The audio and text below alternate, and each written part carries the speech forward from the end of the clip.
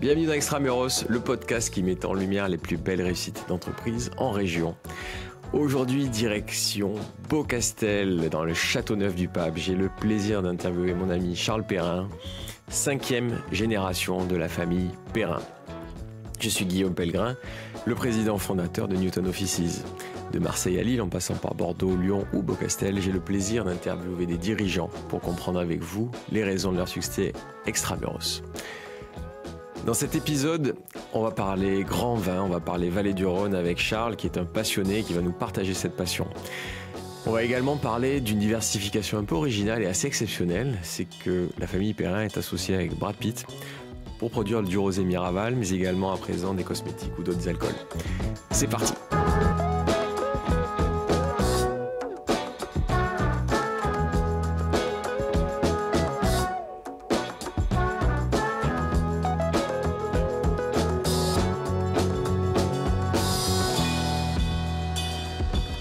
Bonjour Charles. Bonjour Guillaume. Ravi de t'avoir sur Extramuros. Merci pour l'invitation surtout. Voilà, parce que tu es un ami et parce que tu vas nous raconter des histoires incroyables, je le sais. Incroyable, je ne sais pas, mais enfin, je vais vous raconter l'histoire de ma famille. En fait, moi, c'est une histoire familiale, donc c'est sûr que ça parle un peu à tout le monde, en général. Et ouais, donc famille Perrin, donc tu es le co-gérant, 5e génération. Est-ce que tu peux, du coup, comme tu le proposes, justement, commencer par cette genèse? Oui, écoute, moi, c'est mon arrière-grand-père. En 1909, nous étions un village à côté de Châteauneuf-du-Pape qui s'appelle Jonquière, épicier, spécialisé dans l'olive en boîte. Et il s'appelait Gabriel Tramier et il décide de racheter en 1909 une propriété qui s'appelait Château de Beaucastel. Grande propriété, mais où plus personne ne croyait en la vigne puisqu'on sortait du phylloxéra. Le vignoble français avait été dévasté et donc il décide de racheter cette propriété, pas pour faire du vin, mais pour faire des olives, pour arracher les vignes et planter des oliviers. Et finalement, il a l'opportunité d'acheter des oliveraies en Algérie. Donc c'est ce qu'il fait, il déplace son épicerie à Marseille. Et il dit aux fermiers de l'époque, replanter de la vigne et dès qu'on peut se séparer de cette propriété, on le fera parce que ça ne l'intéressait plus, parce que c'est des terroirs très pauvres chez nous, il n'y a pas grand-chose qui pousse, évidemment la vigne, l'olivier, la lavande, mais pas grand-chose de plus.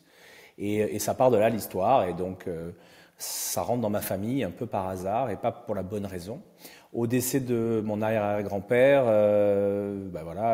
les fils récupèrent ce qu'il y avait grossi, qui était un business important, qui était les olives Tramier, qui était devenu le numéro 1 en Europe de l'olive en boîte. Et il dit, en tout cas sa fille, on lui dit, écoute, toi tu récupères ce que personne ne voulait, cette propriété au nord de Marseille, à 1 heure de route.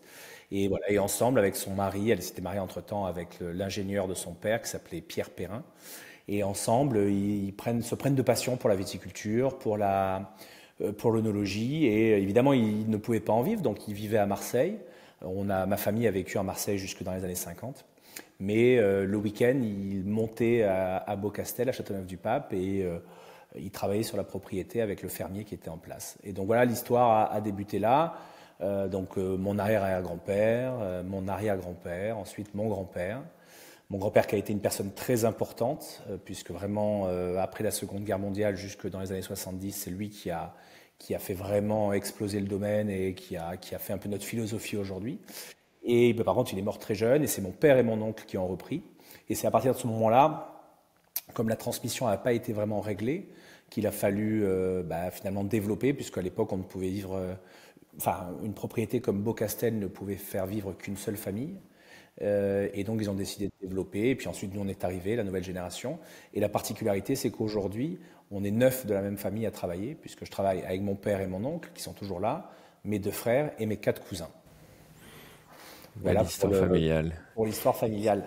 Et du coup vous êtes tombé là, mais sur un terroir en termes viticoles, béni des dieux. Alors oui, il y a une longue histoire. Nous évidemment, Château de Beaucastel est bien plus vieux que ma famille, en tout cas que l'histoire de ma famille dans le vin. On parle des papes. Au XIIIe siècle, il y a eu un schisme. 2 papes se sont autodésignés. Un est resté à Rome l'autre est venu s'installer à Avignon. Donc 2 papes se sont succédés à Avignon. Et Avignon était une ville importante et donc il s'était fait construire un château à Châteauneuf-du-Pape pour y passer 2-3 mois l'été pour aller sur les hauteurs dans un coin un peu plus frais qu'Avignon, que le centre-ville. Et effectivement, à l'époque, donc 13e siècle, il y avait déjà 700 hectares de vignes à Châteauneuf-du-Pape. Et les papes, en fait, organisaient apparemment des fêtes assez somptueuses tout l'été. Et ces 700 hectares de vignes étaient dédiés à ces fêtes gargantuesques. Et donc les vignerons ont très très rapidement prospéré, puisqu'effectivement, ils étaient sûrs d'être payés, tout était bu. Et en plus, les rois, reines, ambassadeurs un peu de toute l'Europe qui participaient à ces fêtes venaient et demandaient d'en ramener avec eux ou faisaient exporter ça. Et donc, c'est vraiment Châteauneuf-du-Pape au XIIIe siècle était très, très, très connu, bien plus qu'au début du XXe siècle, quand mon arrière-grand-père a décidé de racheter. Donc, c'est vrai que c'est un coin où, depuis les Romains, on fait du vin et on essaie de continuer de perpétuer cette tradition. Et nous, c'est dans nos gènes. Hein, c'est quelque chose. Moi, je suis né sur la propriété. Mes frères et cousins aussi, et on a grandi dans cet univers-là, ce qui ne nous a pas empêché de faire d'autres choses. L'idée, c'est de bouger, de s'ouvrir au monde, mais c'est vraiment notre culture et notre terre. Le pape François à Marseille, vous avez fait un clin d'œil du coup, vous lui avez envoyé une bouteille? Non, on aurait pu, mais c'est vrai qu'on l'a pas fait, on aurait dû, ça avait l'air d'être un bel événement.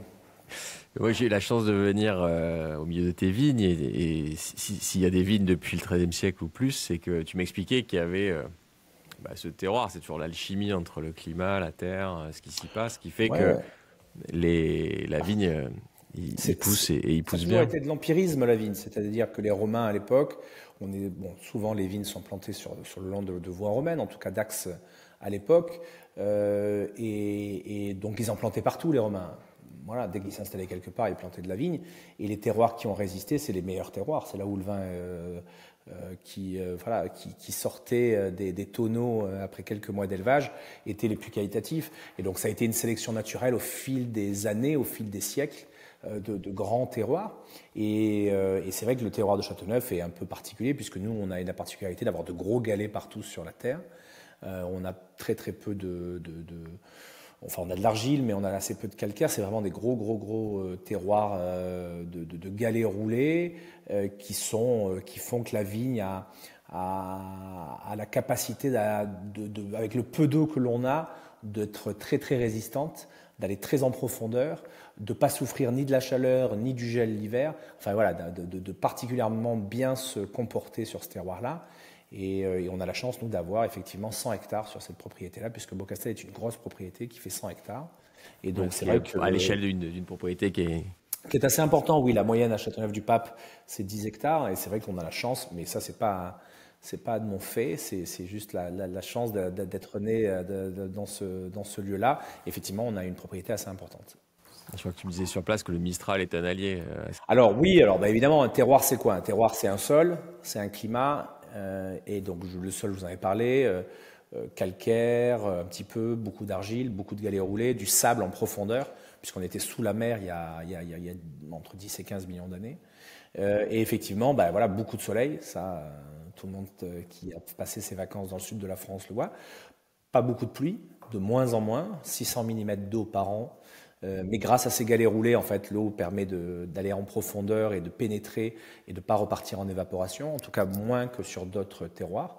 Et 120 jours de vent par an, le Mistral, fort vent, qui peut aller jusqu'à 100 km/h, qui est assez désagréable quand on vit sur place, parce que vraiment, nous, on est en plein couloir, on est à 2 km du Rhône. Le Rhône passe le long de Châteauneuf-du-Pape.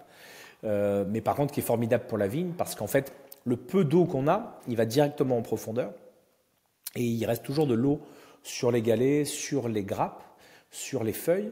Et en fait, il est tout de suite séché par le vent. On dit qu'il y a un jour de pluie pour 3 jours de vent. Et donc, en fait, nous, on essaye d'éviter, effectivement, la pluie amène beaucoup de maladies. On en a besoin de la pluie, mais la pluie amène le mildiou, par exemple. Et donc, grâce à ce vent qui sèche, on a beaucoup moins de maladies. Et donc, on a pu, depuis les années 50, passer en bio. Donc, mon grand-père a commencé le bio dès les années 50, ce qui est peut-être le pionnier en France, en tout cas un des pionniers en France, et ensuite en biodynamie dès les années 70, donc très très tôt. Donc nous, tout ce que l'on fait à Beaucastel est en biodynamie depuis maintenant plus de 50 ans. Donc ces vignes, en fait, finalement, on n'est même pas passé du bio. En fait, ces vignes n'ont jamais connu un traitement chimique. Et ça, c'est vraiment quelque chose qui nous a toujours marqué. Enfin, moi, j'ai pas connu mon grand-père, mais mon père m'en raconte que ça a toujours été sa philosophie. Il faut imaginer que dans les années 50, 60, le bio, c'était comme refuser Internet aujourd'hui. C'est-à-dire, c'était totalement vieux jeu, dépassé, et tout le monde le critiquait en disant tu n'es pas moderne, tu ne comprends pas que la chimie nous apporte un bienfait incroyable, va nous permettre de faire des vendanges régulières, va sauver le vignoble. Et lui était toujours dans cette vision de dire on n'a pas le recul, mes vins goûtent de cette façon parce qu'ils ont été cultivés de cette façon, et si on change la façon dont tu cultives la vigne, ce qui était déjà vraiment une façon assez innovante de penser, si on change la façon dont on cultive la vigne, ça changera forcément, peut-être pas à court terme, mais à long terme, le goût des vins. Et lui était vraiment contre ça. Et ils étaient quelques-uns en France à penser comme ça, mais ça l'a presque tué, puisqu'il a été vraiment en opposition avec pas mal de gens dans le monde de la viticulture, qui étaient plutôt progressistes et qui essayaient justement de trouver des façons voilà, d'avoir des vendanges, je répète, saines et régulières. Et donc vraiment, ça nous a marqué. Et c'est pour ça que d'ailleurs, on est bio, nos domaines sont bio, certains domaines, donc, comme j'ai dit, comme Beaucastel ou d'autres, sont en biodynamie.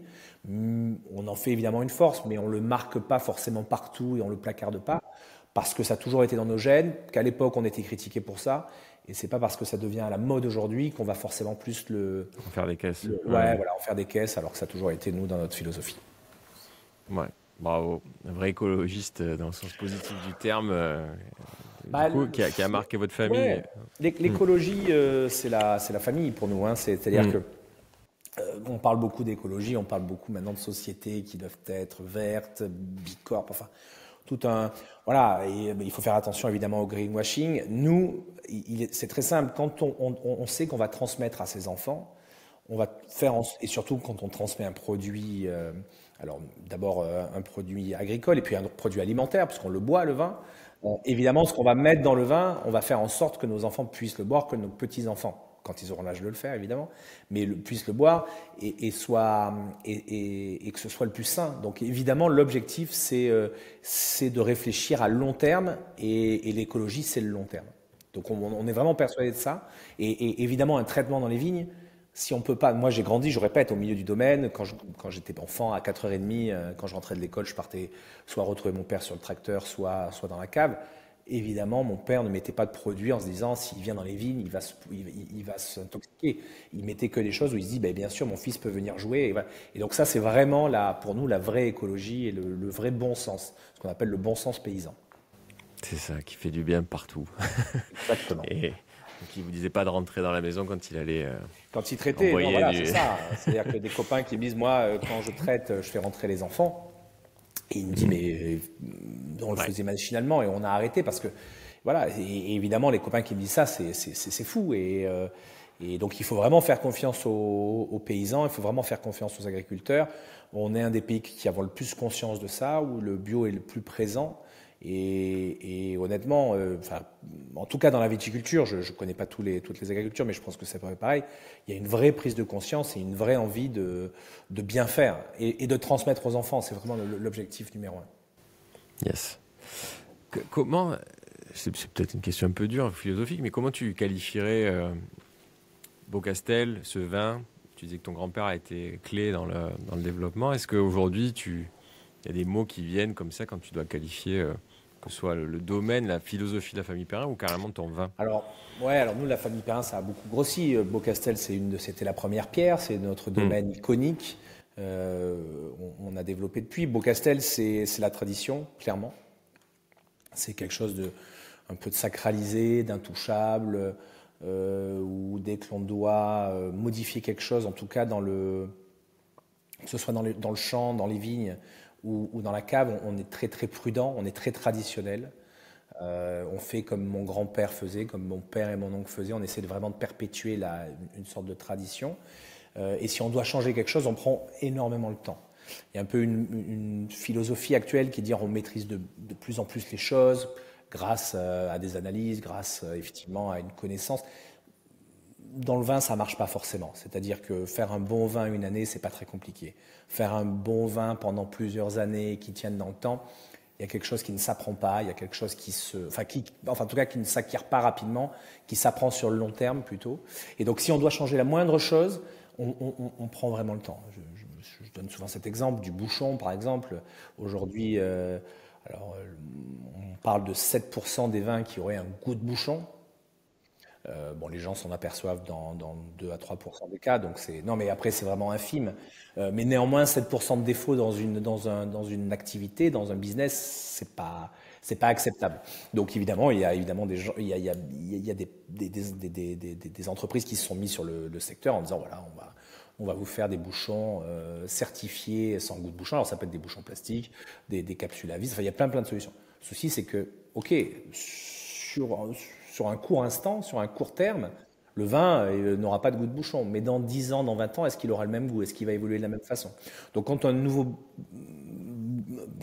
fournisseur de bouchons nous propose tel ou tel bouchon, on donne la réponse au bout de 5 ans, de 10 ans. On dit on va faire des tests, on va boucher 200 bouteilles par an, on va goûter et on vous donnera la réponse dans 10 ans. Donc c'est vraiment la culture du temps long, la prise de décision lente, ce qui est rare d'ailleurs dans les entreprises aujourd'hui. On n'est surtout pas pressé de prendre des décisions sur ces sujets-là. Par contre, il faut basculer sur la commercialisation, sur d'autres aspects où là, pour le coup, il faut rester très moderne et très à la pointe. Et c'est là où, finalement, je pense que ma famille et famille Perrin en général a réussi vraiment à allier ça, quelque chose de très traditionnel, je répète, dans la cave et dans les vignes, et de très innovant dans la façon de commercialiser. Ouais, on va y venir. Parce qu'en plus, moi j'ai eu la chance de boire de belles bouteilles avec toi, chez toi, et Beaucastel, il se révèle aussi dans le temps. Ton produit lui-même. Oui, alors c'est toujours pareil. On pense que nous, moi j'estime entre 10 et 20 ans le meilleur moment de le boire. Mais après, c'est mon goût et c'est nos goûts. Après, je peux comprendre les gens qui préfèrent les vins sur la rondeur, la puissance, le fruit. Donc là, on va plutôt boire un château de Beaucastel jeune. Effectivement, si on a 13 cépages, hein, c'est la grande particularité de Châteauneuf-du-Pape, et donc on a gardé cette tradition ancestrale d'avoir 13 cépages dans des proportions assez importantes, pas avec de cépages majoritaires. Et évidemment, si on veut avoir toute cette complexité qu'apportent ces 13 cépages, qui peuvent paraître très compliqués, mais qui finalement, quand on est dans la cave et qu'on explique étape par étape la façon dont on construit le vin, ça se comprend assez bien. Évidemment, l'idéal, c'est d'attendre au moins 10 ans pour commencer à déguster Beaucastel, parce que là, on va avoir des notes un peu tertiaires, mais un peu plus de sous-bois, un peu de champignons, de truffes, voilà, des choses qui nous plaisent bien. Et après aussi, le vin, c'est un élément que l'on boit à table pour nous, que l'on boit lors d'un repas. C'est vraiment quelque chose d'essentiel, en tout cas les vins de Châteauneuf-du-Pape, les vins de Beaucastel.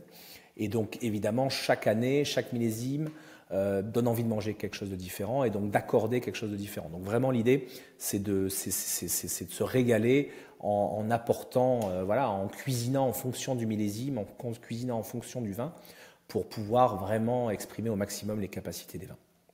Enfin, ça, je pourrais en parler pendant des heures, donc je ne vais pas vous embêter, c'est pas trop le but. Moi aussi. Non, C'est pas trop le but du podcast aujourd'hui, mais ça, c'est vraiment en notre même temps, métier, ce podcast, il est vraiment sur les belles réussites en région et voir comment un territoire, à défaut d'un terroir, peut avoir un impact positif sur une activité. Donc, et toi, c'est le summum, là, tu vois, parce que c'est pas juste un territoire, c'est son climat, c'est son sous-sol qui forge les hommes depuis des générations, les hommes et les femmes, et c'est passionnant.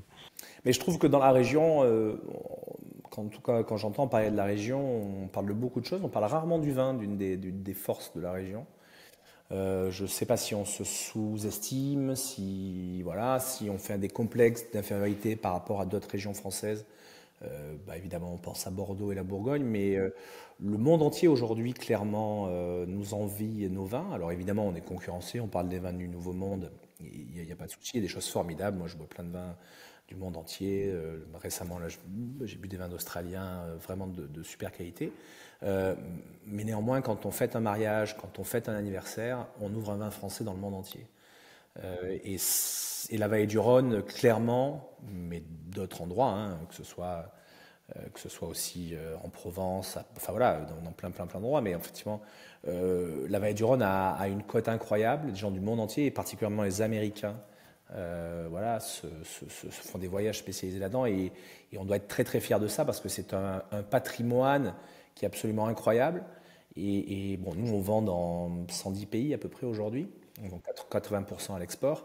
Et c'est vrai que souvent on nous dit mais c'est dommage de ne pas en vendre plus en France, mais c'est parce que la France souvent on est souvent le pays où on aime le plus se flageller et se dire que le vin c'est pas bien, le vin c'est mal, il faut pas boire moins, enfin voilà. Alors que dans le monde entier c'est une chance, c'est un patrimoine, c'est une civilisation qui est unique et que vraiment je répète que les gens nous envient. Ouais. Et puis peut-être que tu le sais mieux que moi, mais peut-être que la Bourgogne et le Bordeaux dans le temps ont toujours peut-être en tant que marque bien défendu l'image qu'avaient ces vins-là et peut-être que je ne sais pas si la vallée du Rhône a eu peut-être parfois des productions un peu disparates et moins défendues en tant que vallée du Rhône. Pour les Français, je veux dire, parce que je sais à quel point tes vins sont incroyables. Mais peut-être que souvent tu dis ça à quelqu'un qui croit. Souvent en France, on croit connaître le pinard, on croit connaître le vin, et en fait, c'est pas vraiment le cas. Moi, je peux en parler. J'ai passé un été avant du pinard chez Nicolas, et donc j'avais entendu quelques énormités. Quelques énormités. Et donc c'est vrai que Vallée du Rhône, parfois ça fait moins rêver, alors qu'en fait il y a des pépites comme le Beaujolais. Le Beaujolais, il y en a qui croient que c'est juste du Beaujolais nouveau. Non, mais toutes les régions. Mais sinon j'aime bien. Ah bon, bah oui. Il y a des vignerons qui travaillent bien. Après, effectivement, Bordeaux a toujours eu une puissance, d'abord parce que par ses propriétaires, par son unité, par le négoce anglais qui a fait que voilà, ça a été très connu. Et puis vraiment par la qualité de ses vins aussi. Hein. Ce sont de grands vins, de grands terroirs. La Bourgogne aussi. Et puis, mais effectivement, tu parlais du Beaujolais, on parlait de la Vallée du Rhône, mais il y a le Jura, il y a la Savoie. Enfin, c'est incroyable. Et tous ces vins-là sont en train d'exploser parce que d'abord, les gens boivent moins au total, on va dire. En tout cas, en France, c'est certain. Dans le monde, bon, il y a des pays qui font des basculements comme la Chine, qui boivent de plus en plus de vin, mais là, enfin, c'est en train de stagner. Et donc, comme les gens boivent moins, ils vont chercher plus de la qualité. Donc, ça oblige tous les vignerons à faire de plus en plus qualitatif. Et c'est vrai qu'aujourd'hui, il y a peut-être 20 ans, dans certains restaurants, on trouvait des vins catastrophiques dans les brasseries parisiennes. Honnêtement, aujourd'hui, ça n'existe plus. C'est-à-dire que tout le monde a élevé le niveau. Les nouvelles générations ont essayé aussi de faire de plus en plus qualitatif. Et c'est vrai que le niveau des vins français est vraiment exceptionnel aujourd'hui. Enfin, en tout cas en moyenne, c'est assez unique. Et est-ce que d'après toi, on va vers ces nouvelles appellations parce que les goûts changent et parce qu'on mange peut-être moins de viande et qu'on évolue? Non, moi, j'étais très Bordeaux à un moment ouais. et finalement, je prends plaisir à avoir des vins parfois un peu plus fruités, un peu plus charmeurs. Je pense qu'il y a plusieurs raisons. D'abord, on se lasse de tout. Et qu'on n'écoute pas la même musique quand on a 20 ans et quand on a 40 ans et quand on a 60 ans. On évolue, ce qui n'empêche pas que de temps en temps on revienne à ses premiers amours. C'est pas.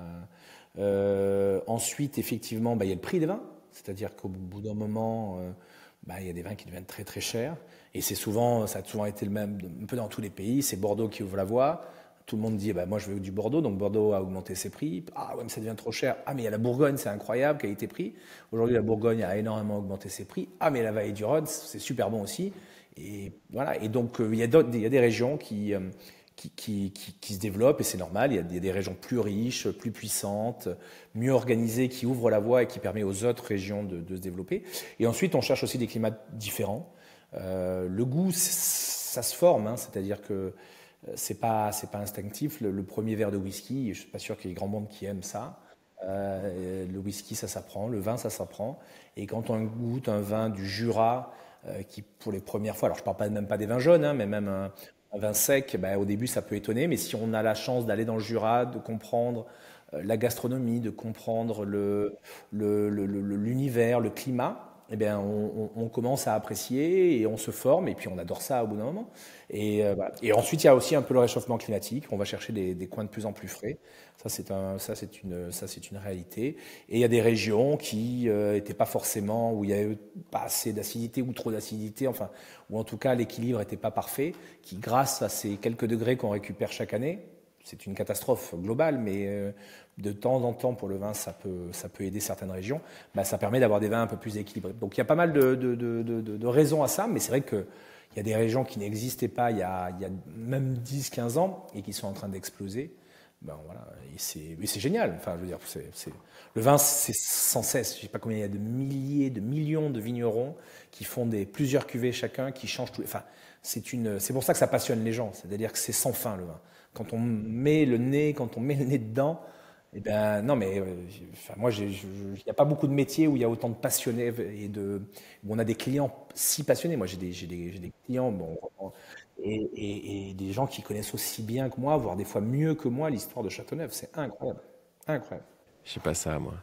Non, mais voilà, Ça, mais c'est c'est ça. Non, mais rare. des Chinois, là, j'ai des Japonais en ce moment ici. Voilà, c'est des sommeliers japonais qui connaissent l'histoire de la vallée du Rhône, mais sur le bout des doigts, et qui à chaque fois me piègent. Et donc, mais, enfin, vraiment, c'est une chance unique que l'on a dans la région. Enfin, je pense que tout le monde en est conscient, mais il faut le répéter. Bah, je voulais en parler plus tard, mais tu viens de parler du changement climatique, du coup je prends la balle au bon. Comment vous regardez ça? Est-ce que vous estimez que c'est une vraie menace pour Beaucastel qui est là depuis des siècles ou est-ce que ça va juste évoluer? Est-ce que Alors, pour il Beaucastel, va je falloir pense aller pas au que nord? Non, pour Beaucastel, je pense pas que ce soit une menace parce qu'une icône reste une icône, parce que nous, on va s'adapter, parce que d'abord, on a la possibilité de s'adapter, que les marges sont suffisantes pour pouvoir faire les travaux nécessaires. Et donc, oui, on s'adapte énormément. Il faut imaginer, hein, on le voit, nous, dans la vigne, en 30 ans, les vins, si on faisait exactement les mêmes vins qu'il y a 30 ans, les vins feraient 2 à 3 degrés de plus aujourd'hui. Donc évidemment, on s'adapte. Ensuite, bon, d'abord, comment on peut s'adapter? Il y a plusieurs façons. On s'adapte dans la vigne, ça c'est la première chose. On fait des vendanges plus tôt, on essaie de ramasser plus rapidement. On a la chance d'avoir plusieurs cépages, donc l'assemblage final est un peu différent. On a des cépages qu'on ramasse à 16 degrés et des cépages qu'on ramasse à 12,5 degrés. Donc évidemment, ben, on va ramasser on va planter moins de cépages qui font 16 degrés et un peu plus de cépages qui font 12,5 degrés pour avoir des vins à 13,5, 14. Ensuite, il y a des techniques de taille qui sont évidemment différentes, donc le travail de la vigne. Ensuite, on peut amener de l'ombre. On parlait, enfin voilà, c'est la grande mode actuellement. Donc nous, par exemple, On a fait un épisode avec Ombrea. voilà. Alors nous, on va pas mettre de panneaux solaires dans les vignes ou des choses comme ça, mais on plante des arbres. Les arbres, il y en a eu jusque dans les années 40. À peu près partout, hein. On faisait de la polyculture, on avait des fruitiers au milieu des vignes.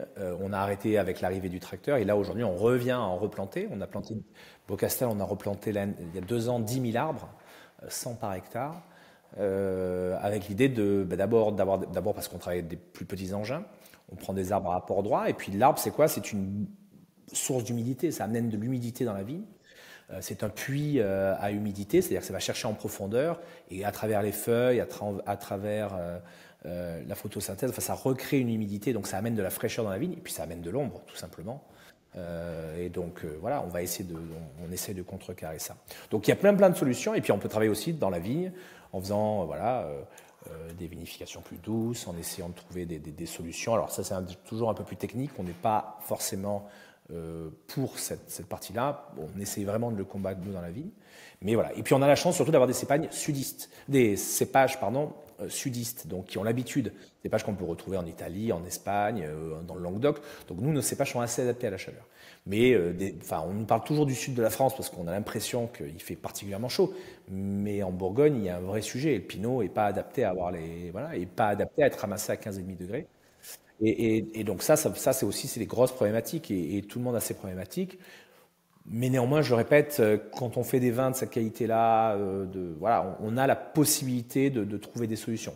Des vins je ne sais pas, je dis une bêtise, mais des vins à 2 euros du sud de la France qui fassent 2 degrés, enfin voilà, et qui soient équilibrés, là effectivement, c'est des problématiques un peu plus complexes.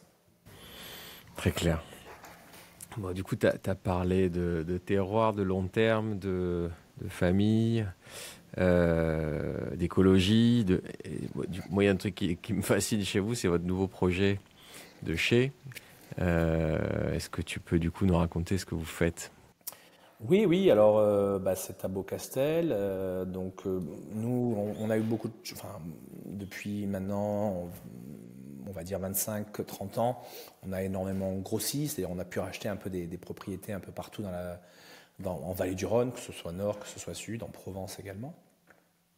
Et évidemment, on a rénové régulièrement.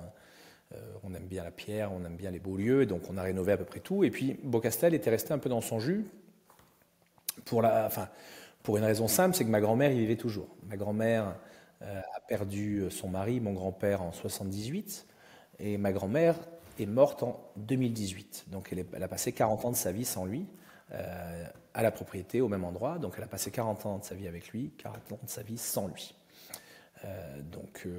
Et à chaque fois, donc elle était présente, c'était la patronne, hein, c'est celle qui ouvrait, fermait tous les soirs, qui m'engueulait quand je laissais les lumières ouvertes, enfin les lumières allumées. Donc c'est pas Versailles ici. Et donc non, vraiment, et c'était une femme formidable. Mais bon, dès qu'on voulait arracher un arbre, dès qu'on voulait casser un mur, c'est votre grand-père qui a planté cet arbre, c'est votre grand-père qui a. Et donc évidemment, on a toujours été un petit peu prudent avec Beaucastel, et Beaucastel avait connu assez peu de modifications, même si dans le chai, il y avait eu quand même des rénovations au fur et à mesure, mais dans sa globalité, Beaucastel était resté de même aspect. Et lorsqu'elle est décédée, donc on était évidemment très triste, mais on s'est dit, maintenant on va mettre un coup de propre, on va mettre un coup de blanc. Et en fait, c'était assez compliqué parce que effectivement, on avait quand même encore notre grand-mère qui disait touchez pas, touchez pas, touchez pas. Et on s'est dit juste faire une rénovation légère, ça marchera pas. Donc on s'est dit il faut retourner la table. Mon grand-père, ma grand-mère ont imaginé le Beaucastel depuis qu'ils sont là depuis les années 50, donc pour les 50, 70 années ensuite. Et nous, il faut qu'on imagine le Beaucastel des 50 ou 100 prochaines années. Et on a décidé de faire un concours d'architecture. Ce concours d'architecture, il était pas simple à mettre en place parce que évidemment on n'était pas du tout au fait et pas du tout connaisseurs de ce genre de process. Et on trouve une petite boîte qui nous aide, Des jeunes Marseillais, non? Alors ils sont Marseillais, parisiens, BAM. BAM, ouais. On leur passe le bonjour. Ils sont sympas. Super boîte qui venait de se créer donc en 2018, qui avait quelques mois, quelques années d'existence, qui faisait plutôt de la relation entre particuliers et architectes, et qui me dit mais moi on est capable de faire, au bluff vraiment ils m'ont au départ, on est capable de faire un concours, on a déjà fait ce qu'ils n'avaient jamais fait. Par contre ils l'ont très bien fait. Ils ont fait vraiment quelque chose d'assez incroyable. Ils sont d'ailleurs devenus un peu des spécialistes de création de concours d'architecture. Et on a eu 2300 dossiers retirés d'architectes. Alors on demandait. Pas avec n'importe qui en plus. Oui, on a eu 26 nationalités, 5 prix Pritzker, le prix Nobel d'architecture. Et on a eu vraiment finalement 360 dossiers vraiment complets avec une lettre de motivation, un portfolio, avec tout ce qu'on avait demandé, les éléments.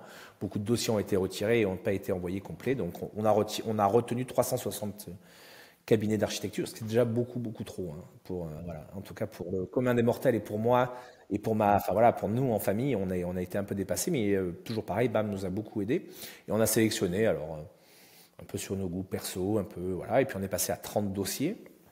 Et à un moment donné, quand on a eu ces 30 dossiers, on travaillait en famille, donc on a monté un jury familial et on a même intégré des oncles, des tantes, des cousins qui ne sont pas forcément impliqués au quotidien au domaine et qui ne sont pas sur place, qui sont à Paris, à Lyon, et qui venaient, et on a fait des sélections. Donc ça, c'était un moment assez incroyable. On est passé à 10 architectes. On a passé une demi-journée avec chacun. Alors on avait des architectes japonais, portugais, argentins, un peu de partout. On avait un architecte marseillais assez connu qui a répondu, local, et persuadé de prendre un Français qui avait déjà fait des chais, mais on s'était dit, pour l'exotisme, rencontrant d'autres personnes. Et c'est finalement un Indien qui a gagné. Et cet Indien, il gagne pour plusieurs raisons. D'abord, il gagne parce qu'il venait 2 jours avant le concours. Au lieu de venir à 2, il venait à 8. Au lieu de nous amener des plans dessinés sur ordinateur, tout était dessiné à la main. Au lieu de nous amener une maquette traditionnelle, ils nous ont amené une maquette d'1 tonne. Ils nous avaient fait un bloc de terre. Ils avaient lu Frédéric Mistral, ils avaient monté le Ventoux à pied. C'était incroyable, ils s'étaient inspirés. Et lors du concours, ils sont arrivés en nous disant « C'est votre grand-mère qui a raison, il ne faut rien changer ». Beaucastel, c'est comme ça, c'est cette histoire, il ne faut pas la changer. Mais si vous voulez la changer, c'est vous qui allez la changer, c'est pas moi qui vais. Enfin, en tout cas, l'architecte qui s'appelle Bijoy, qui est donc studio Mumbai, qui est basé donc en Inde à Mumbai, en Bombay, et qui nous a dit voilà, si vous voulez changer, c'est vous qui allez le faire. Nous, on va venir avec vous, on va venir s'installer chez vous, on va venir comprendre, mais on va vous aider. Mais l'idée, c'est vraiment que ça vienne de vous. On ne vient pas pour faire un trait. On ne vient pas pour vous laisser une autre vision d'un vignoble au XXIe siècle. On va venir juste, voilà. Et c'est ce qu'ils appellent, enfin, c'est ce qu'on a appelé en fait, parce qu'une architecture de terroir. C'est-à-dire que c'est vraiment de se dire, ok, vous êtes de ce terroir-là, qu'est-ce qu'on va faire pour que ça représente au mieux ce terroir? Et donc en fait, on va construire avec les éléments qui nous permettent de faire du vin. Donc on en a parlé tout à l'heure. Ce qui nous permet de faire du vin, c'est un terroir particulier, c'est trop de soleil, pas assez d'eau, beaucoup de vent. Et donc on fait un bâtiment construit avec toute la terre qu'on va excaver, tout l'ancien bâtiment qu'on a détruit, qu'on a déconstruit. Donc 80% de ce qu'on a déconstruit nous permet de reconstruire le nouveau bâtiment. Il faut imaginer que le bâtiment aujourd'hui c'est 80%, c'est pas à toi que je vais l'apprendre, 80% des déchets dans le monde. Et donc aujourd'hui, c'est un peu une hérésie, donc il faut arriver à trouver des solutions pour ça. Et donc en fait, on a fait un très très gros trou de 50 mètres par 50 mètres sur 15 mètres de profondeur. 15 mètres de profondeur, on descend à 15 millions d'années, c'est incroyable, hein. C'est la première fois qu'on creusait un si gros trou, évidemment, et qu'on allait aussi profond. Et en fait, on voit qu'à un moment donné, le Rhône a débordé, on voit que l'Ouvèze, qui est une petite rivière à côté de chez nous, a débordé. Donc il y a des tranches, c'est incroyable. Et chaque mètre, en fait, chaque million d'années nous permet de construire une partie de Beaucastel. Donc c'est ce qu'on appelle des bétons de site. C'est-à-dire que c'est une formule qui ne marchera que chez nous, qui a mis beaucoup, beaucoup de temps à être formulée, et qui est donc, en fait, l'ancien bâtiment avec cette terre mélangée, un peu de chaux, mais on a vraiment l'impression de mettre du sable, et on fait des couches de 18 cm qu'on dame comme ça avec une sorte de marteau-piqueur pneumatique qu'on vient tasser et qu'on passe à des couches de 12 cm, sans fer, sans rien, et on a monté des murs assez incroyables. Donc on est parti de 15 mètres de profondeur, on est monté jusqu'à 12 mètres de hauteur, donc de quasiment 30 mètres. Et sans fer, sans rien, juste avec la terre de Beaucastel. Et donc ce bâtiment, il est assez unique parce que si un jour on veut mettre un grand coup de Karcher, le terroir retournera au terroir. Voilà. Alors par contre, ça a été très long pour avoir ceux qui sont... Voilà, on est soumis aux normes sismiques, donc faire un bâtiment comme ça... en fait, ça continue, c'est des techniques qui ont des milliers et des milliers d'années, qu'on continue de faire un peu dans certains pays, dont l'Afrique, parce que quand on n'a pas de ressources, on prend ce qu'il y a sur place, et qui se reviennent au goût du jour. Et ensuite, au fond de ce trou, on a fait d'énormes bassins, donc 3000 mètres cubes d'eau. Toutes les eaux de toiture, toutes les eaux de pluie, on les récupère, on les traite. On est donc autonome en eau. L'idée, c'est que ce bâtiment soit autonome en eau. On utilise aujourd'hui à peu près 5 litres d'eau pour faire 1 litre de vin. Donc l'objectif, c'est d'être à 80. Quand on dit autonome, on sait bien que de temps en temps, on aura des sécheresses exceptionnelles et qu'on devra... Et donc voilà, le vrai sujet, c'est l'eau aussi, puisqu'aujourd'hui, on a des puits, nous, qui vont à 90 mètres de profondeur. Mon père creusait à 40 mètres, mon grand-père creusait à 12 mètres. Bon, on voit qu'il y a une vraie tendance où l'eau devient un vrai sujet. Et donc cette eau, évidemment, elle nous permet d'être autonome et de nettoyer avec de l'eau de pluie le bâtiment, les cuves, voilà, tous les sanitaires. Et ça nous permet aussi d'avoir une réserve de froid. C'est-à-dire qu'en profondeur, à 15 mètres de profondeur, la température, grâce à la géothermie, devrait osciller entre 12 et 14 degrés. Et donc on récupère le vent grâce à des tours à vent.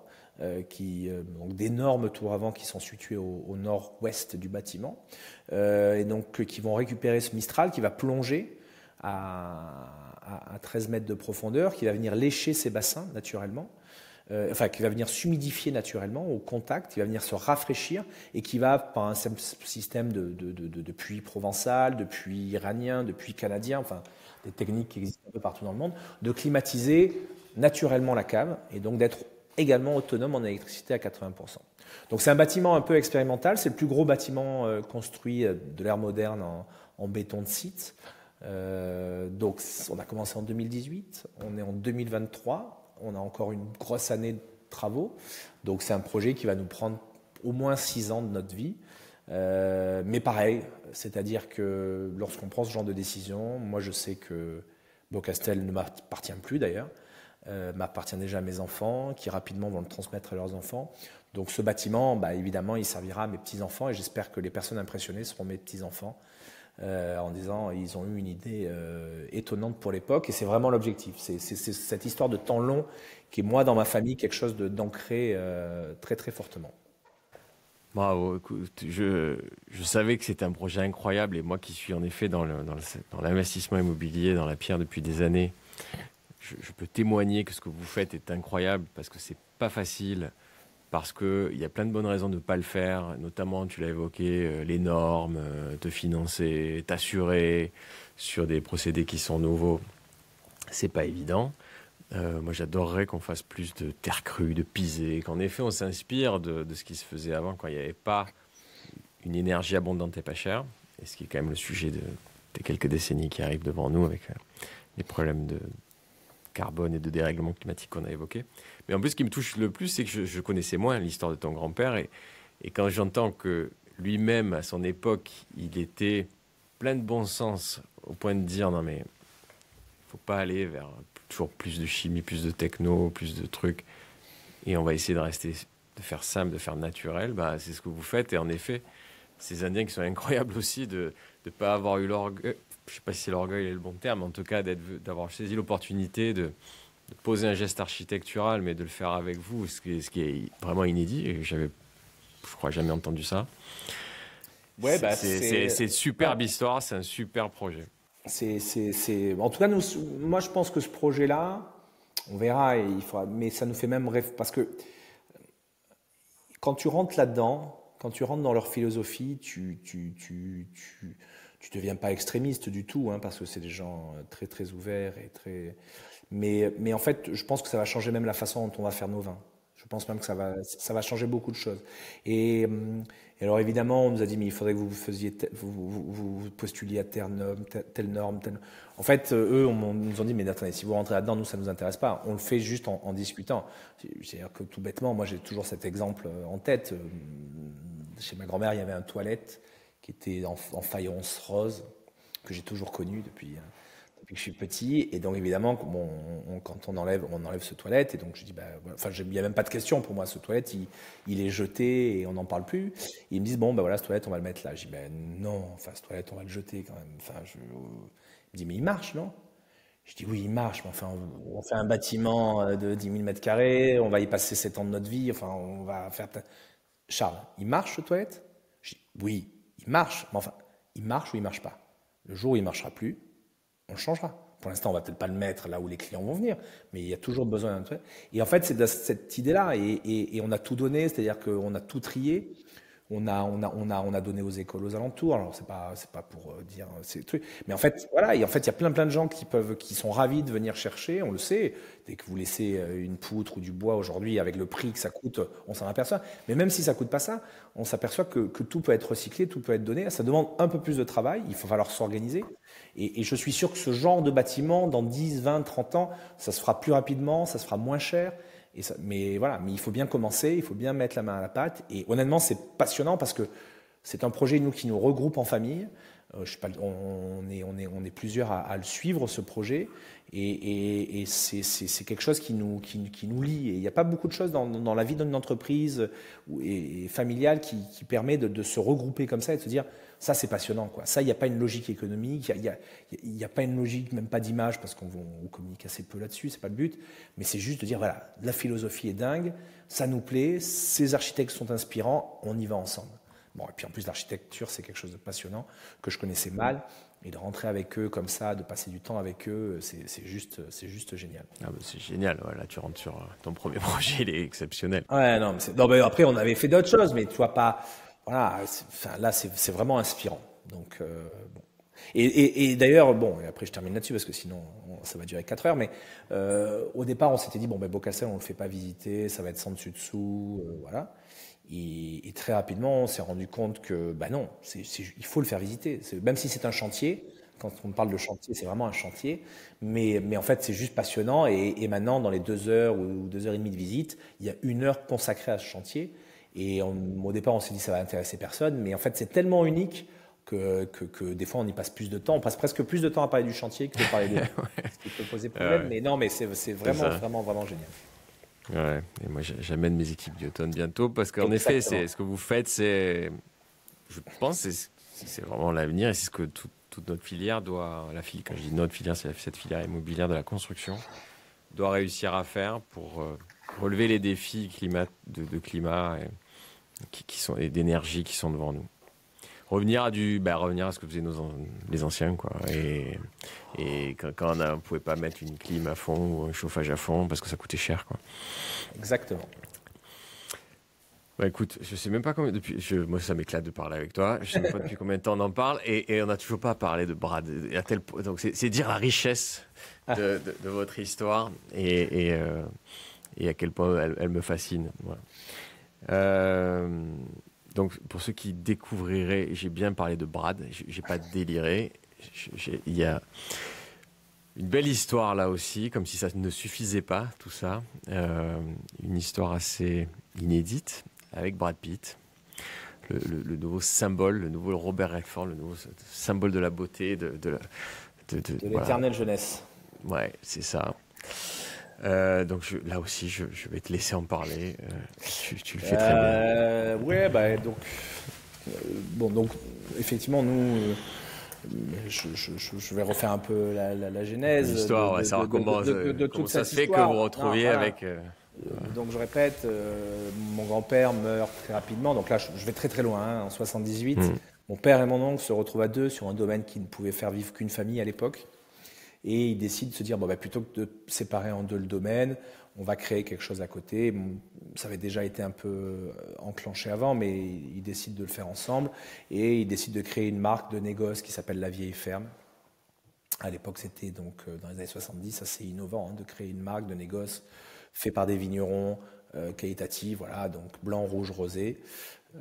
Et donc, ils décident de développer ça en disant, on ne peut pas vivre à deux sur la même propriété, on développe. Et ça a toujours été quelque chose dans ma famille qui a marqué, en disant, les nouvelles générations arriveront, et plutôt que de venir prendre notre place ou de venir prendre la place à côté, même si évidemment ça se fait aussi après à terme naturellement, les nouvelles générations développeront d'autres projets. Et donc, on a développé plein de projets. Je parlais de La Vieille Ferme, on a acheté pas mal de propriétés aussi en Vallée du Rhône, en Rhône-Nord. On a un domaine en Californie que mon père et mon oncle achètent en 89, qui est le domaine qui a été le premier à planter des cépages rhodaniens aux États-Unis, avec notre importateur associé. Et il y a en 2012 la personne qui nous conseille sur place qui rencontre le meilleur ami de Brad Pitt lors d'un dîner. Et le meilleur ami dit, voilà, ils en arrivent à parler de vin, à table ça arrive souvent, et il lui dit, il y a Brad qui vient d'acheter il y a quelques années un domaine en Provence, et il cherche quelqu'un, un consultant, il en a marre, ça marche pas comme il le souhaite, il a pas mal de problèmes, et il chercherait quelqu'un pour l'aider, pour venir l'aider à développer et à organiser la gestion du domaine. Évidemment, on a un appel en nous disant, voilà, vous allez peut-être avoir un appel de Brad et de ses conseillers, donc une histoire de dingue. Très bien, c'est marrant. Mais alors, on se renseigne, mais on n'était même pas au courant. C'est-à-dire que depuis quelques années, il avait acheté une propriété qui s'appelait Miraval, qui était en Provence, dans le Var, à Brignoles, et qui était connue localement. Honnêtement, en dehors du Var et de la Provence, voilà, moi personnellement, je n'avais jamais entendu parler, mais c'était de toute façon un peu ce qui se passait en Provence à l'époque. C'est-à-dire 80% des rosés de Provence étaient bu localement, très peu d'exportation. Ensuite, il y avait un marché français. Et puis il y avait, on va dire, Hot, qui était le domaine star, et puis Minuti, mais sinon, à part ça, il n'y avait pas grand-chose. Et effectivement, on a un appel de Brad qui dit, voilà, je voudrais vous présenter. Et donc, il y a une visite qui est faite de cette propriété. On arrive, un portail tout simple qui s'ouvre, un gardien est là qui dit allez-y, c'est au bout de la route. Et là, en fait, c'est une vallée qui s'ouvre à nous. C'est 1000 hectares.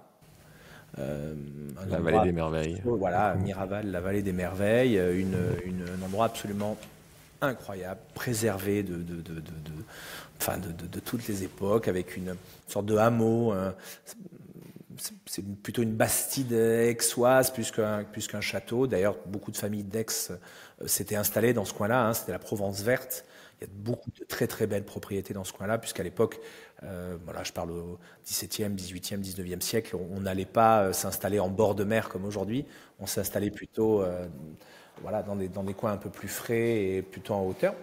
Et donc voilà, et donc on vit, voilà, le lieu voilà, est absolument dingue. Nous, c'est un magasin de jouets, c'est-à-dire que ça parlera pas à beaucoup de monde, mais il y a plusieurs altitudes, plusieurs types de terroirs. On sent qu'il y a des millions d'années, ça avait dû batailler pas mal et qu'il y avait eu enfin voilà, c'est absolument incroyable. Beaucoup d'oliviers, un peu de vignes, des forêts, des arbres truffiers, des lavandes, enfin vraiment un paradis. Et il nous dit, voilà, j'ai besoin d'un consultant. Bon. Toutes les décisions se prennent en famille. Ça, c'est une particularité chez nous. On est 9.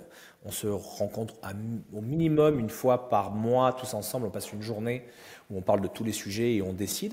Et on dit, bah voilà, demain matin, enfin, dans le mois, on aura une réunion familiale et on te donnera une réponse. Évidemment, le lendemain matin, première heure, tout le monde est sur le pont.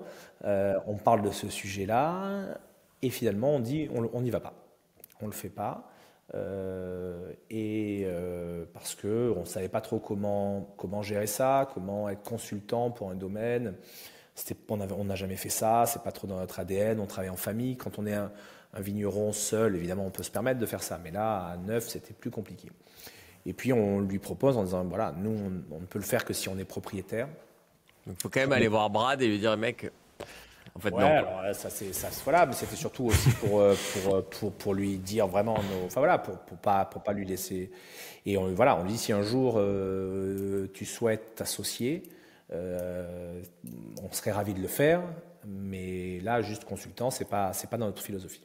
Et je pense qu'effectivement, je pense que ça a vraiment bien matché.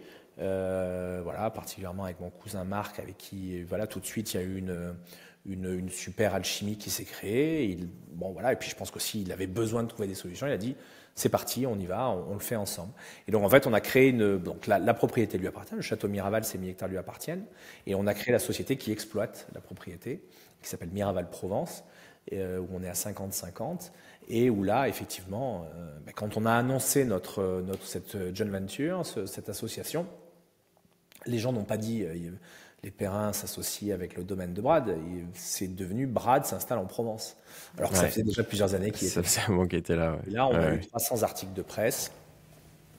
Plus gros lancement, alors qu'on ne s'imaginait pas, hein, plus gros lancement de vin jamais réalisé au monde. On a eu des camions d'ABC, de CNN, d'M6 qui étaient là, enfin des camions régie. Enfin, des interviews dans tous les sens. Et bon, il a fallu structurer ça. On avait même été un peu dépassé parce que on se rend pas compte la puissance et la marque. La l'aura qu'a Brad Pitt. Et ce qui est incroyable, c'est que ça fait maintenant 12 ans, 11 ans, et ça ne s'arrête pas. Et j'ai même l'impression que ça s'amplifie. C'est-à-dire que comme tu l'as dit tout à l'heure, c'est une icône incroyable. Et donc voilà, et donc ça a été un lancement incroyable. Alors c'est vrai que ça a en plus changé même la catégorie des rosés, c'est-à-dire qu'on arrivait à un moment donné où effectivement Haute, comme je disais, Minuti aussi avait fait du travail, mais on est arrivé à un moment donné où par exemple les États-Unis qui buvaient plutôt des rosés foncés, plutôt des rosés puissants, des rouges légers, se sont dit mais attendez, c'est quoi cette histoire? La personnalité la plus glamour au monde s'installe dans la région la plus glamour au monde, la Provence, qui est quand même une région où en Asie particulièrement, les gens viennent se marier. Enfin, c'est les lavandes, enfin, il y a le bord de mer. Il fait un rosé léger de Provence, mais c'est forcément le rosé le plus glamour au monde. Et donc, en fait, ça a fait même changer la consommation des gens.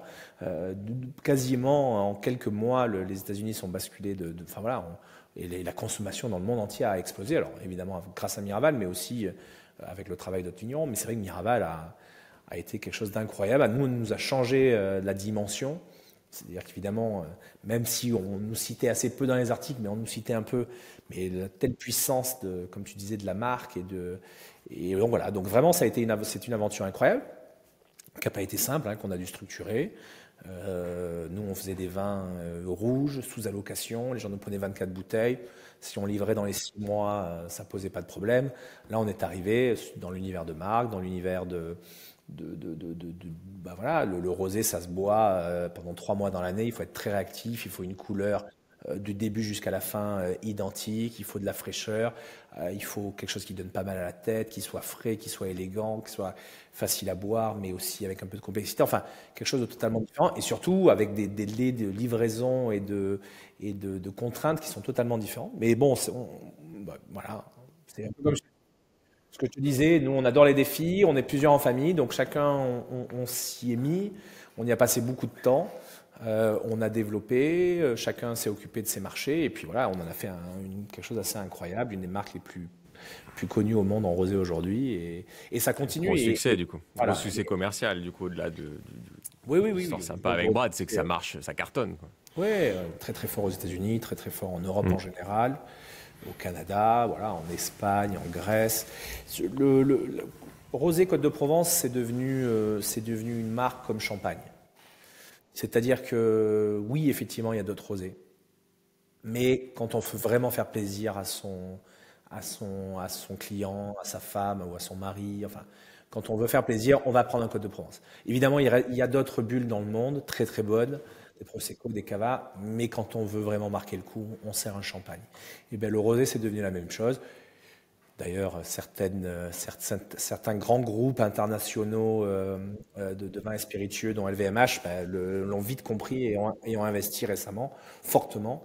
Voilà, ça devient une sorte de nouveau champagne à cette région-là, c'est incroyable. Alors, il va falloir que ça se structure, il y a des paliers à passer, mais c'est vrai que c'est une aventure assez dingue.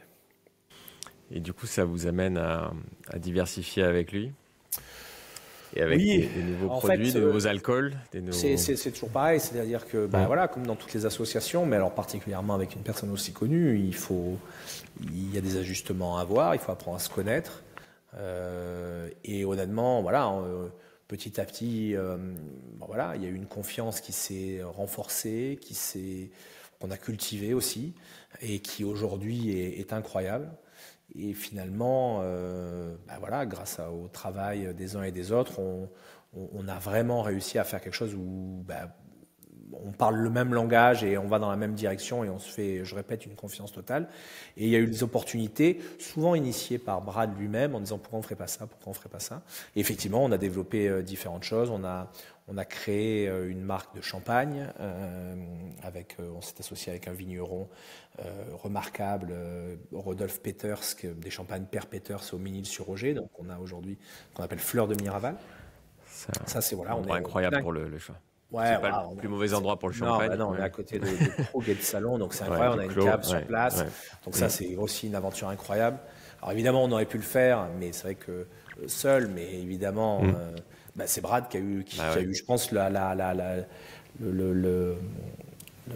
comment dire, le courage de le faire et en tout cas l'énergie pour lancer ça. Et donc nous, on a suivi. Voilà, on a créé une marque de cosmétiques aussi. On travaille pareil, nous on travaille depuis quasiment 15 ans, 20 ans, ça c'est un de mes cousins aussi, Pierre, qui toujours a poussé pour faire des recherches en disant, bon, pareil, on a beaucoup de déchets dans le vin, alors c'est des déchets organiques, mais comment valoriser ces déchets? Il a toujours été passionné par ça, et donc on avait une jeune fille qui faisait une thèse à Bordeaux qu'on a supportée et qui a finalement donné ses fruits il y a quelques années. Et on s'est dit comment on pourrait faire fructifier ces fruits-là avec quelques professeurs brillants qui nous ont dit non mais là vraiment ce que vous avez découvert c'est génial. Et on s'est dit pourquoi on ne lancerait pas une marque de cosmétiques. Et évidemment quand on est associé à Brad on lui propose en premier pour devenir l'égérie. Et il a adoré, et voilà. Et puis là, on a lancé aussi une marque de spiritueux. Voilà, ça s'appelle Le Domaine, la marque de cosmétiques. Donc voilà, donc l'idée, c'est effectivement de faire des choses. C'est toujours pareil, c'est-à-dire quand on a une propriété comme ça, absolument dingue, l'idée, c'est voilà, c'est inspirant. C'est-à-dire que ce lieu-là. Voilà, il y a aujourd'hui un studio de peinture, un studio de sculpture qui va apparaître. Il y a un studio de musique assez mythique aussi sur place.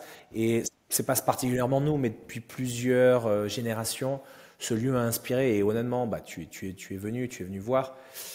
La lumière est différente, tout est tellement incroyable que ça nous a inspiré, et ça nous a inspiré de différentes activités voilà, au fur et à mesure des années. Et c'est pour ça qu'on a développé pas mal de choses avec lui. Mais c'est vrai que je peux témoigner que tu passes ce portail qui donne sur une sorte de colline, tu sais pas, et puis au détour, tu arrives dans cette vallée des merveilles. En effet, d'un coup, tu sors du temps. Tu as une vallée à perte de vue qui est incroyable, qui est magnifique. Et en effet, qui est inspirante. Je comprends que vous soyez, qu'il y ait de la musique là, qu'il y ait de l'art, Oui, alors et en plus, oui, cette... c'est vrai que donc quand il nous fait visiter, il nous dit bah, un des précédents propriétaires, qui s'appelait Jacques Loussier, qui était un jazzman, compositeur célèbre français, avait créé un studio dans les années 70 de musique. Pink Floyd est venu enregistrer The Wall, AC/DC est venu, The Cure, Téléphone, Alain Bachung pour les Français, enfin à peu près 70 artistes sont venus enregistrer. Et studio, au moment où il vend, dans les années 90, fin des années 90, il est fermé. Et personne ne l'avait jamais réouvert, en tout cas. Et quand il nous montre ce lieu-là, il y avait encore les cendriers pleins de cigarettes, il y avait encore la forme des fesses des artistes sur les canapés. Enfin, il y avait une odeur incroyable. Et voilà. Et donc, il nous dit, mais moi, je rêverais de réouvrir ce studio. Et c'est quelque chose qui a été fait, puisque depuis septembre, ce studio est réouvert. On a eu pas mal d'artistes déjà. Enfin, il est plein, c'est incroyable. Et c'est devenu un des studios les plus. Alors, on l'a réouvert et totalement rénové. Voilà, et Brad a dessiné donc cette console. Ouais, c'est vraiment Brad il met vraiment la main à la pâte, quoi. Voilà, avec Damien Quintard de The Mono Company qui a pris le dossier parce que c'était vraiment un dossier très compliqué avec des instruments en fait des années 70 où les ingénieurs du son étaient tous très très âgés avec 80 ou 90 ans. Donc pour prendre ce sujet-là, il fallait être sacrément courageux. Et voilà, et donc ça en fait un studio absolument dingue aujourd'hui, qui est le plus poussé. Alors bon, ça c'est vraiment pas ma partie et je maîtrise mal le sujet, mais qui est en Dolby Atmos, donc c'est un son totalement immersif, qui est un son qu'on pourrait retrouver dans certains cinémas, mais qui va être bientôt la norme pour pas mal d'artistes et pas mal même pour écouter avec des écouteurs, et qui est un son absolument dingue, et donc ça nous permet d'enregistrer sur place, et donc effectivement dans un lieu un peu de rêve. Et donc là effectivement depuis un an maintenant, on a des artistes qui viennent très très connus, et donc c'est reparti, on réouvre en fait, Miraval redevient une sorte de Villa Médicis à la française, avec des peintres, puisque je vous dis, Brad était très très très très porté vers la peinture, l'architecture et la sculpture, et donc voilà, il y a des peintres qui sont là, des musiciens, tout ça autour du vin, de la gastronomie, et c'est quelque chose qui nous plaît beaucoup. Et derrière, il est à côté de toi et il va venir dans Extramuros. Brad, oui, là, il est au téléphone, mais il est occupé. Voilà. Paris Scorsese. Ok. Génial, c'est génial, et merci de nous partager tout ça. Écoute, le podcast touche à sa fin. Genre, peut-être avant de parler un peu de toi, juste, tu l'as esquissé, mais comment se positionnent les enfants, la 6e génération, la 7e, comment ça se prépare en famille, cette transmission? Alors, ça se prépare, ça c'est certain. Je pense que d'abord notre réussite, elle n'est pas due à notre travail. Elle est liée au travail des générations précédentes, donc de mon père, de mon oncle, de mon grand-père. Donc effectivement, ça s'anticipe beaucoup. Une boîte familiale, voilà, c'est pas dû au hasard si ça marche. C'est pas juste, voilà. Évidemment, il y a de l'éducation. Bon, ça c'est dans tous les sujets, c'est la même chose. C'est d'abord une éducation qui fait que, voilà, on prépare ou on prépare pas, mais en tout cas, c'est voulu. Donc nous, typiquement, ma génération, on nous a toujours dit. Il y aura un de vous qui pourra revenir, mais vous ne pourrez pas revenir tous les 7. Donc on a tous fait pas mal d'autres choses avant, ce qui nous a permis de voir d'autres métiers, d'autres pays, d'autres expériences, et qui ensuite a permis d'enrichir quand on est revenu. Et c'est marrant, on est tous revenus au final, avec cette idée effectivement de chacun d'apporter une pierre à l'édifice et de développer, ça c'est vraiment. Et donc évidemment, la nouvelle génération, voilà, on est 7 de la 5e génération, 7 membres. On a tous minimum 2 enfants, certains en ont 3 comme moi. Donc tout le monde ne pourra pas C'est pas dans revenir. la charte, ça, c'est pas obligatoire. Hein. Non, c'est pas obligatoire. C'est pour Mais faire. donc évidemment, tout le monde ne pourra pas revenir. Enfin, Ouais, là, alors, ça commence. Ouais, ou alors c'est ça deviendra, exponentiel. voilà, je ne sais pas combien on est, je crois qu'on est 19 en tout de la 6e génération. Donc non, donc on a beaucoup travaillé là-dessus, évidemment. L'idée, c'est de l'anticiper, je répète. Donc on a créé une charte familiale avec des règles qui sont très claires d'entrée, de possibilités de nous rejoindre, de venir avec des expériences à l'étranger, des expériences de stage, de travail. Voilà, on a essayé de faire une sorte de cahier des charges qui doit être respecté. Évidemment, ça n'a rien de légal, c'est surtout moral et c'est surtout pour essayer de dire voilà, mais aussi de se laisser la possibilité, de dire aussi voilà, tout est possible et voilà, et essayer d'anticiper au maximum. Et ça, c'est assez bénéfique parce que l'idée, c'est d'encourager aussi chacun à se réaliser en dehors. Mais évidemment, l'objectif, c'est que ça soit transmis, c'est que ça soit la nouvelle génération qui gère. Voilà, moi, j'avoue que j'ai déjà transmis une grande partie de mes parts, ou en tout cas, même des fois, on a fait des transgénérationnels pour que ce soit nos enfants déjà qui puissent en bénéficier. Pour nous, il est inimaginable de vendre, c'est-à-dire que c'est un projet familial. Moi, ça ne C'est un m'appartient passage pas. de témoin, quoi. Ouais, c'est un passage de Exactement. voilà. Moi, C'est un relais.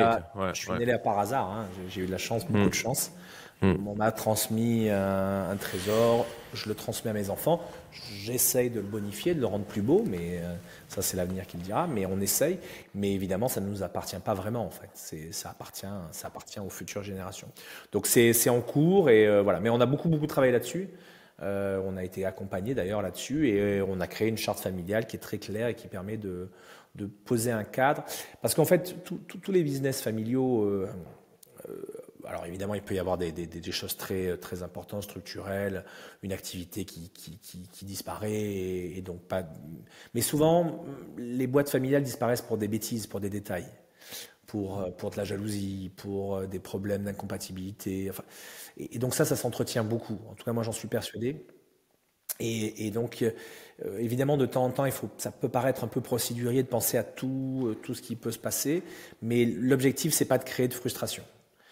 Si un membre de la famille est frustré, si un membre de la famille se sent lésé, euh,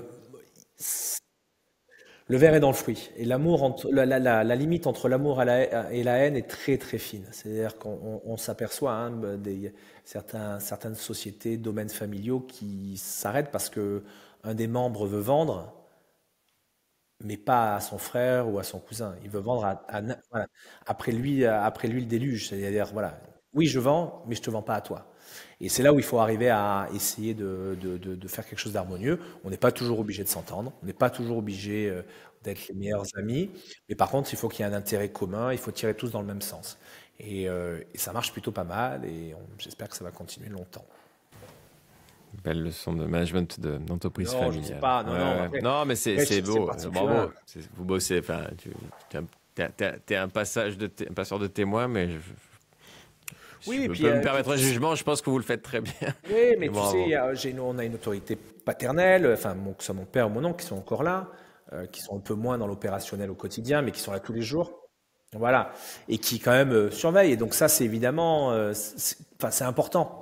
Alors, évidemment, c'est là où ils ont été très intelligents, je pense, c'est qu'ils nous ont très rapidement confié les rênes, en disant le quotidien, c'est vous qui le gérez, c'est vous qui. Voilà. Par contre, ils sont toujours là pour s'il faut taper sur les doigts en disant là, par contre, c'est pas l'esprit. Hors jeu, ouais. Ouais, voilà. Donc ça, c'est génial. C'est-à-dire qu'il y a toujours, et c'est bienveillant, hein, c'est pas du tout pour nous reprendre s'il y a besoin. Mais voilà, et donc ça nous permet de temps en temps, s'il peut y avoir un peu des ajustements à faire, d'être présent. Et par contre, nous dire, mais on n'est pas pesant, quoi. On est présent, mais pas pesant.